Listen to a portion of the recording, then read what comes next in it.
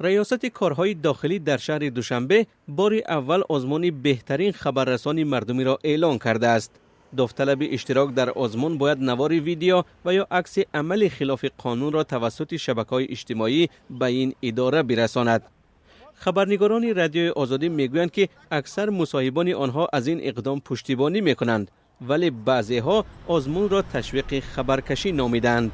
فرهنگ شهرداری و در برابر این مثال حفظ یادگاری‌های تاریخی و احترامی بین یکدیگر، مثال اون چیزی که مثال مبلغ جای خچای فرهنگ مدنیت شهرداری جای خچای.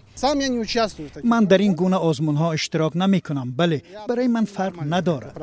آدم‌ها چیورا پراویلورا اطاعت میکنن، خوب میشود. اگر بینم میخوام اشتراک کنم. کنی وجدان انسانیش وجدان اصلا میفرشد بعدم کار میکنه. من ترکود خودم میکنم. اصلا لازم است. فکر میکنم خلافکاری زیاد است در راه. البته خواهش است اشتراک کردن. من میخوام که خونشکنی کمتر میشود. شرکت کنندگان آزمون محدود نبوده می توانند از دشنام و جنجال در کوچه تا جنایت وزنی را به نوار گرفته و عنوانی ریاست کارهای داخلی دوشنبه فرستند. وابسته به وزنینی عمل خلاف قانون شانس پیروزی هم افزایش می‌یابد. امکان دیگر نیز هست. داوطلب می‌تواند در چهارراه‌های مدت دراز عبور غیر قانونی راه از طرف پیاده‌گردان را به نوار گیرد.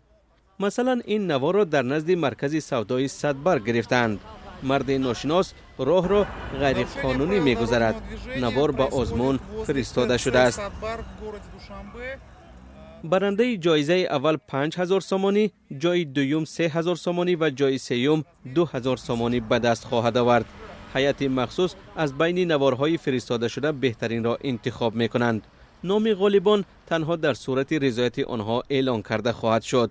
تحلیلگر تاجیک عبدالملک قادیروف از برگزاری چنین آزمون دستگیری می‌کند. این پیشنهاد که نهادهای حفظی حقوق و ترتیبات می‌خواهند همراه با مردم مشکل جنایتکاری را حل کنند خوب است. من از آن جانبداری می‌کنم. نتیجه آزمون را روز 25 دکبر اعلان می‌کنند. غالبان در برابر جایزه پولی با تحفه‌های سال نو قدردانی خواهند شد.